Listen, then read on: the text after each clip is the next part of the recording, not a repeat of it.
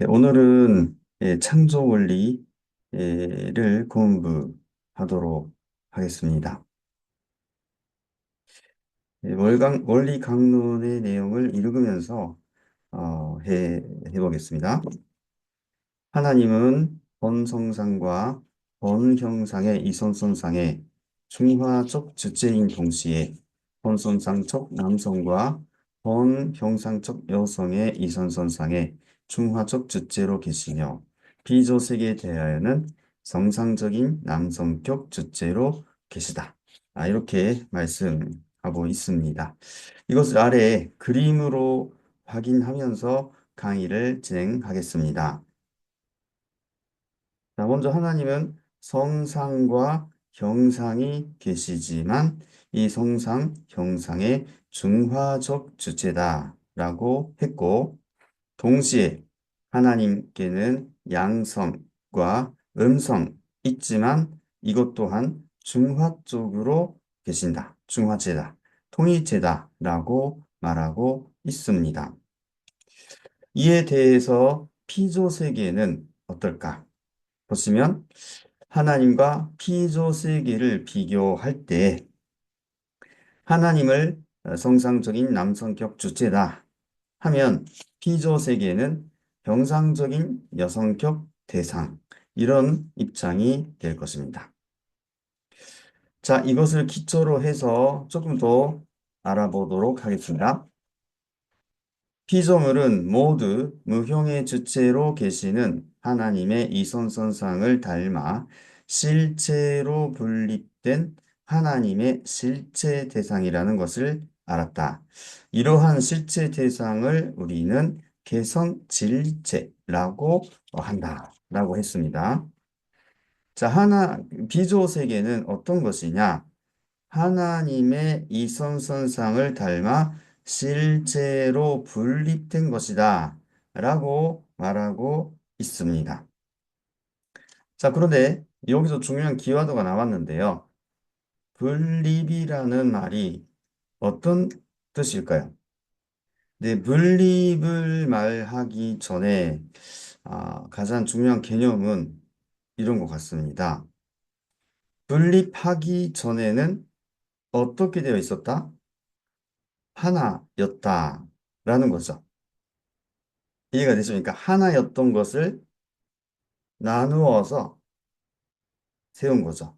분립이라는 게 그런 뜻이에요. 그래서 분립되기 전에는 아예 하나였다라는 뜻이 되겠습니다. 그래서 의외로 이 분립이라는 말이 아주 중요한 키워드거든요. 그런데 이 원리강론은 뭘 말하냐면 피조 세계는 하나님의 이성성상을 닮아 실체로 분립된 개성 진리체다라고 말하고 있는 거죠.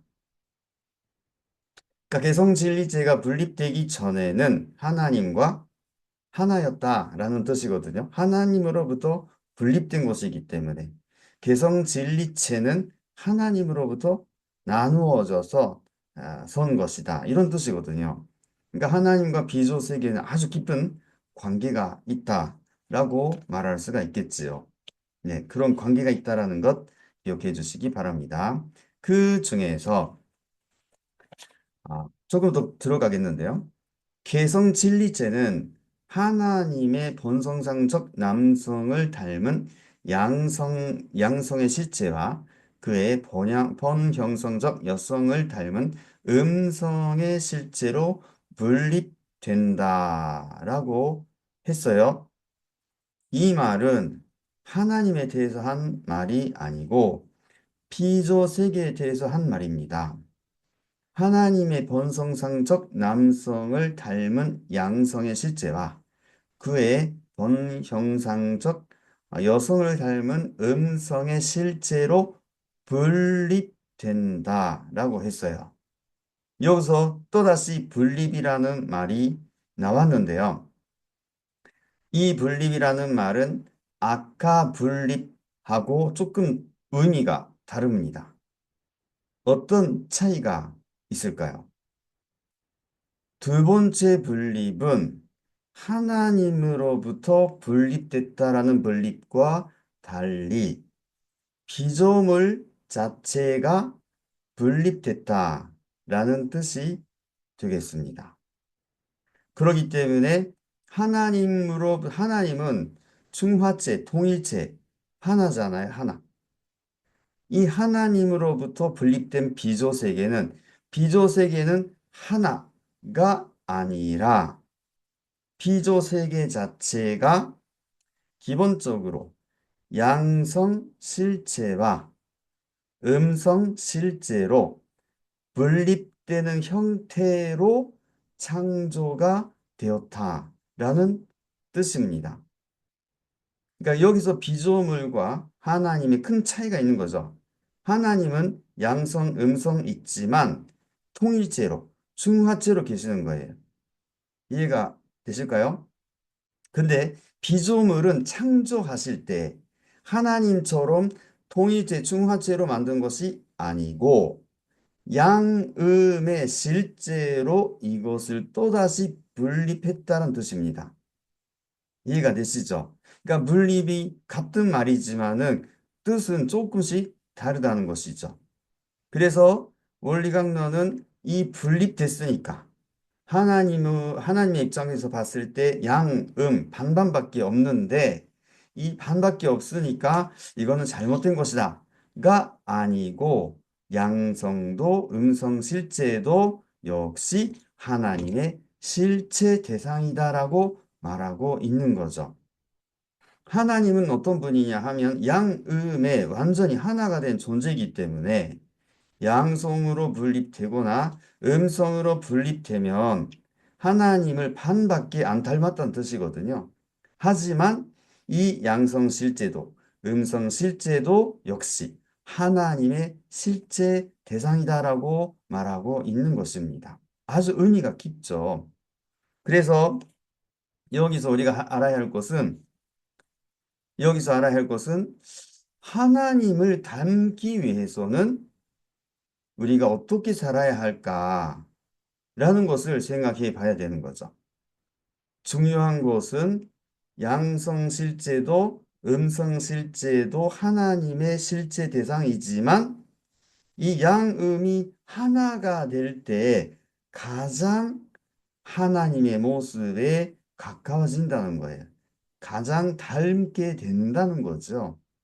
이것이 하나님의 창조의 오묘한 부분이다 라고 말할 수 있습니다. 그런데 여기서 각기 양성도 음성도 하나님의 실체의 대상이다 라고 했기 때문에 각기 하나님의 본성상과 본형상을 닮아서 그 자체 내의 성상과 형상의 이성성상을 갖추게 되며 그에 따라서 양성과 음성의 이성성상을 함께 갖추기도 한다라고 말하고 있습니다. 이 모습을 조금 나중에 설명하겠지만 양음으로 분립됐지만 양성도 음성도 그대로 하나님을 닮아서 성상, 현상, 양성, 음성을 갖고 있다라는 말입니다. 그래서 성형, 양음을 갖고 있기 때문에 하나님의 실체 대상이다 라고 말할 수 있는 것입니다. 그래서 하나님과 비조세계 관계를 조금 정리를 해보면 비조세계는 무형의 주체로 계시는 하나님의 이성성상이 창조 원리에 의하여 상징적 또는 형상적인 실제로 분립된 개성 칠리체로 구성되어 있는 하나님의 실체 대상이다라고 했습니다. 자, 여기서 하나님은 뭐라고 했을까요? 하나님은 이 성상, 형상은 있지만 중화적으로 하나가 되어 있는 존재로서 이 하나님을 무형의 주체다라고 했어요. 이 하나님으로부터 분립된 것이 비조 세계인데요. 피조 세계는 뭐라고 했을까요? 무형의 주체이신 하나님에 대해서 실체 대상이다라는 말 쓴 거죠. 하나님은 무형이지만 이 무형의 하나님이 실체가 되었다라는 뜻도 되고요. 하나님이 주체이기 때문에 이 하나님에 대해서 피조물은 대상이다. 이런 의미도 되겠습니다. 그래서 무형의 주체의 대상, 주체이신 하나님에 대해서 피조물은 실제로 분립된, 하나님이 실제로 분립된, 근데 하나님이 아니라 하나님을 주체로 본다면 하나님의 대상이다라고 말하고 있는 것입니다. 그렇기 때문에 하나님과 피조 세계는 정말 깊은 끈을 내야 끊을 수 없는 관계가 있다라고 말할 수 있습니다. 그래서 하나님과 피조 세계는 성상과 형상과의 관계와 같아서 내외, 원인과 결과, 주체와 대상, 종과 횡 등 이성성상의 상대적인 관계를 가지고 있다라고 말할 수 있습니다. 자, 그러면 이것이 하나님과 피조 세계와의 관계인데요. 이 하나님과 피조 세계 중에서 이 개성 진리체가 피조 세계가 또 하나 한 번 분립된 것이 피조 세계 개성 진리체라고 했는데 이 개성 진리체가 하나님을 담기 위해서는 어떻게 해야 할까 하는 것을 다시 한번 정리하겠습니다. 예, 아까 하나님은 성상과 형상이 있는데 이것이 중화적으로 하나가 되어 있다. 중화체다. 라고 했고요. 하나님은 분명 양성과 음성도 있지만 이것이 중화된 한 분, 중화체 통일체다. 라고 했습니다. 그런데 개성진리체는 이 인간이면 인간, 개면 개, 고양이면 고양이가 양음의 실제로 개성진리체로 분립된 입장이거든요. 그러기 때문에 이 양음들이 하나가 될 때에 가장 하나님을 닮았다라고 말할 수가 있는 거예요. 그렇기 때문에 가치관을 조금 더 바꿀 필요가 있습니다. 내가 혼자 있는 것이 당연히 중요하고 소중하지만 내가 혼자 있는 것보다 옆에 있는 사람하고 양과 음의 관계 속에서 주체와 대상 관계 속에서 하나가 되는 것이 더 하나님을 닮은 모습이다 라고 말할 수 있는 거죠. 특히 남자와 여자 생육하고 번성하게 된다. 남자 여자가 성장해서 하나가 되는 모습. 이 모습은 하나님의 양성 실체와 하나님의 음성 실체가 또다시 완전히 하나 되는 모습이기 때문에 완전히 하나님으로부터 분립된 인간이 안 보이는 하나님이 보이는 하나님으로 나타나는 순간이다라고 말할 수 있는 것입니다. 그래서 첫날 밤이 아주 귀하고 고울까다라고 저희들은 알고 있는 것입니다. 그 순간이야말로 하나님도 기다리신 순간이고 인간도 기다리는 순간이기 때문이죠. 그래서 이 기간, 이 순간, 이것을 지키기 위해서 절대성을 많이 강조하는 것입니다. 자, 그래서 남자도 여자도 각기 중요한 존재이지만 남자 혼자 하나님을 닮았다. 물론 닮았다 할 수가 있지만 혼자 닮았다라기보다 여성을 맞이해서 결혼함으로 더욱더 하나님의 실제에 가까워진다라는 생각을 가질 필요가 있겠습니다. 자, 그러면 조금씩 이것을 기초로 해서요. 수수작용 쪽으로 들어가려고 합니다. 모든 존재를 이루고 있는 주체와 대상이 만유 원력에 의해 상대 기준을 조성하여 잘 주고 잘 받으면 여기에서 그 존재를 위한 모든 힘, 즉 생존과 번식과 착용 등을 위한 힘을 발생한다. 이러한 과정을 통하여 힘을 발생케 하는 작용을 수수작용이라고 한다. 라고 했습니다. 여기서 중요한 기와도가 뭐냐 하면 만유원력이라는 말인데요. 만유원력을 전제로 해서 잘 주고 잘 받으면 여기에 생전, 번식, 착용 등 여러 가지 힘이 나타난다고 했습니다. 그런데 여기서 이 만유원력이 무엇일까요? 라고 할 때 우리가 하나의 답을 여기서 일단은 정리를 해 보려고 하는데요. 참 아버님 말씀을 소개하겠습니다. 만유원력이라는 말이 있지요. 그게 뭐예요? 그것이 하나님을 두고 한 말이에요. 만유원력은 수수작용을 일으킬 수 있는 힘이라는 것입니다. 그걸 하나님이라고 하면 믿지 않겠기 때문에 내신 말씀을 한 것입니다.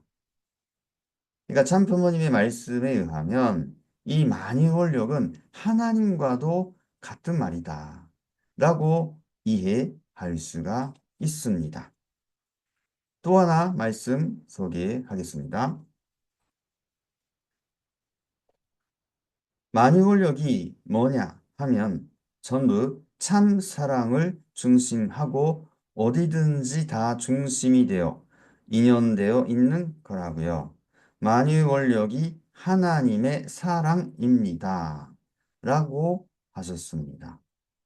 그렇기 때문에 이 만유원력이 뭘까요? 라고 할 때 뭐 간단하게 말하면 뭐 하나님의 사랑이다 라고 말해도 무방하지 않을까 생각합니다. 하나님의 사랑을 만유원력이라는 말로 표현했다 라는 것으로 우리는 알면 좋을 것 같습니다. 자, 어쨌든지 간에 이 주체와 대상, 하나님으로부터 분립된 피조물, 그 피조물이 또다시 양음의 실제로 분립된 피조물은 기본적으로 주체와 대상의 관계를 갖게 되는데요. 이 주체와 대상은 만유원력으로 인해서 또다시 수수작용으로 인해서 힘을 발휘하게 된다는 것입니다. 자, 그래서 이 만유원력 수수작용, 이 관점에서 조금 더 말씀을 들어보도록 하겠습니다. 먼저 이 부분에서 하나님과 비조 세계와의 관계, 모습에 대해서 잘 좀 주목해서 봐주시면 좋겠는데요. 하나님과 비조 세계는 어떠한 관계가 있는가? 오늘 강의의 가장 핵심은 거기에 있습니다.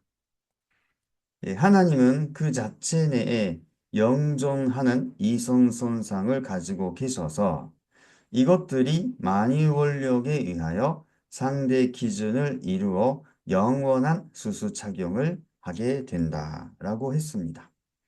자, 왼쪽에 하나님을 동그란 안에 하라고 써서 하나님이라고 했는데요. 자, 하나님 자체에 대해서 생각해 보면 하나님 자체 내에 영존하는 이성성상이 있다. 이거는 성상, 형상, 양성, 음성을 뜻합니다. 근데 이 두 개가 어떻게 되어 있느냐 하면 만유원력에 의하여 상대 기준을 이루어서 영원한 수수작용을 한다는 것이죠. 하나님은 시간과 공간을 초월하신 분이기 때문에 어떻게 보면 주는 것이 받는 것이고 받는 것이 주는 것이 되어서 이것은 영원히 그렇게 수수작용이 이루어진다라는 말입니다. 근데 여기서 조금 더 들어가서 이 수수작용의 힘에 의하여 그 이선선상은 영원한 상대 기대를 조성하여 하나님의 영원하신 전제 기대를 이름으로써 하나님은 영전하시며 또한 피조 세계를 창조하시기 위한 모든 힘을 발휘하시게 되는 것이다. 라고 했습니다. 이 수수작용의 힘이 두 가지가 있습니다. 이것을 좀 이해해 주시기 바랍니다. 이 하나님 안에 있는 성상과 형상은 만유원력으로 인해서 수수작용하는데 하나는 이것이 하나님 자체가 존재하기 위한 존재 기대가 된다는 것이죠. 그래서 하나님은 이 수수작용으로 인해서 수수작용의 힘으로 영전하시는데 그냥 영전, 영원히 존재한다라는 뜻뿐만 아니고 하나님은 이 수수작용의 힘으로 피조 세계를 창조하시는 모든 힘을 발휘하시게 되었다라는 것입니다. 그러면 피조 세계는 어떨까요?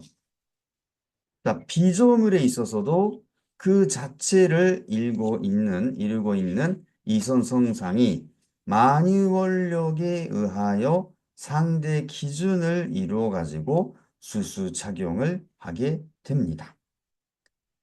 아까 말씀했듯이 피조세계는 그 자체가 주체 대상으로 분립되어 있기 때문에 이 주체와 대상이 역시 만유원력으로 인해서 잘 주고 잘 받고 수수작용을 하는 것이죠.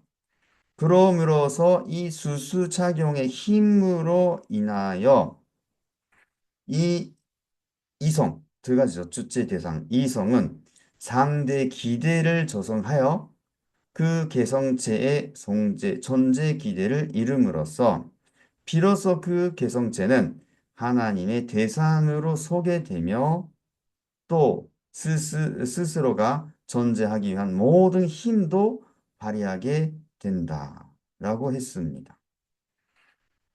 피조 만물도 주체 대상의 수수작용으로 인해서 스스로 하나님의 대상으로서는 존재 기대가 이루어지고 뿐만 아니라 이로 인해서 존재하기 위한 모든 힘을 발휘하게 되어 있다라는 것입니다.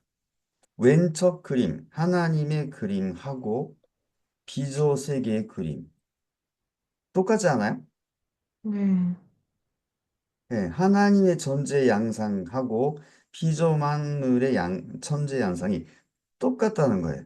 닮았다는 거예요. 우리는 알고 있죠. 하나님의 창조의 법칙은 닮음의 법칙이잖아요. 닮게 만들었다. 그러니까 하나님의 존재하는 모습 자체하고 비조 세계가 존재하는 그리고 살아가는 모습 자체가 하나님과 똑같다는 거예요. 똑같이 만들어져 있구나 하는 것을 우리는 이 그림으로 알 수가 있는 것입니다. 그렇기 때문에 하나님의 창조는 정말 하나님 스스로가 그대로 나타난 것이다. 나타난 것. 이렇게 말할 수 있는 것이죠. 그렇기 때문에 하나님의 창조가 아까 분립이라는 말을 했는데 정말 하나님 자체가 하나였던 것이 하나님으로부터 분립되어서 비조 세계가 만들어진 거고 이 비조 세계에도 이 하나님을 담도록 스스로 양음으로 나눠지면서 하나님과 똑같이 존재하고 있는 거구나 하는 것이 이 그림으로 볼 수 있는 것입니다. 그렇기 때문에 이 그림이 사실은 아주 중요한 의미를 가지고 있다라고 말씀드리고 싶습니다.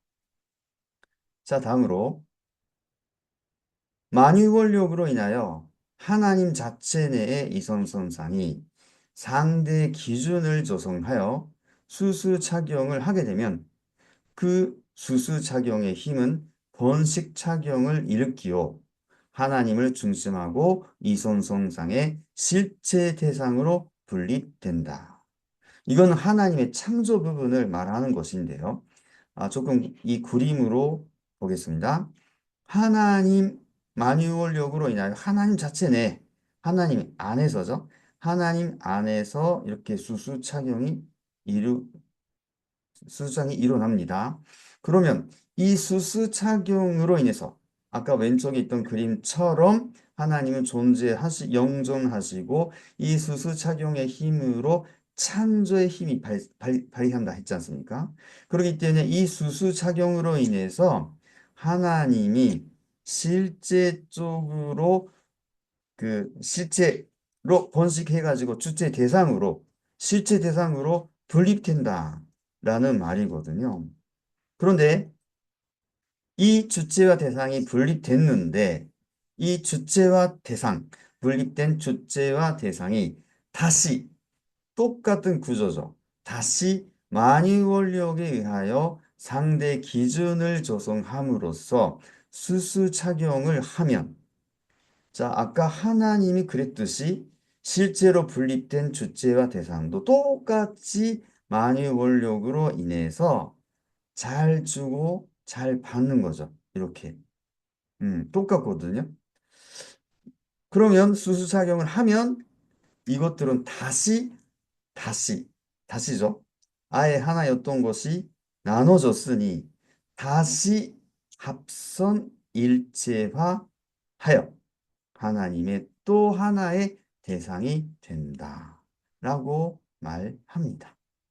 그래서 하나님의 창조가 그렇다는 거죠. 첫 번째 하나님 안에서 있던 것이 실제로 나타났는데 실제로 나타난 주체와 대상이 또다시 똑같은 원리로 또다시 하나가 된다. 그래서 이것을 하나님을 정으로 하여 그로부터 분립되었다가 다시 합성일체화하는 작용을 정분합 작용이라고 한다라고 합니다. 자, 여기서 하나님을 정으로 해서 그로부터 분립되었다가라고 했는데요. 여기서 말하는 분립은 두 가지 의미를 포함한 말이겠죠. 하나님으로부터의 분립, 그리고 피조세계 자체로서의 분립. 이 두 가지가 섞여서 하나가 된 분립이라고 보시면 좋을 것 같아요. 그래서 하나님으로부터 분립되었는데 아예 하나였던 거죠. 주체 대상 하나였던 것. 이것이 분립되었던 것이기 때문에 또다시 하나가 된다. 그래서 이것을 정분합작용이라고 말하고 있습니다. 근데 이 그림을 보시면 아시겠지만 네 가지 위치가 있지 않습니까? 네 가지 하나, 둘, 셋, 네 가지 위치가 있잖아요. 사의. 예. 사의가 제각기 주체의 입장에 설 수 있다라는 것이죠. 각기. 각기 주체가 될 수가 있다. 하나님만 완전히 주체다가 아니고 각기 주체 입장을 설 수가 있다. 이게 정말 중요한 부분이거든요. 그래서 각기 주체가 입장이 서게 되면 나머지를 대상으로 세워서 3대상 기준을 조성하여 수수작용을 하게 됩니다. 그러면 여기에 3대상 목적을 완성했다라는 말이 나옵니다. 네. 여기서 정분합작용은 하나님 안에 있던 것이 실제로 보이게 된 단계다라고도 볼 수가 있는데요.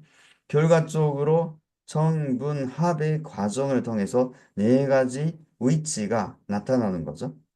근데 이 네 가지 위치가 각기 주체가 될 수가 있기 때문에 이것을 하나를 주체로 세웠을 때 나머지 3대상 목적을 가지고 완성한다라고 말하고 있습니다.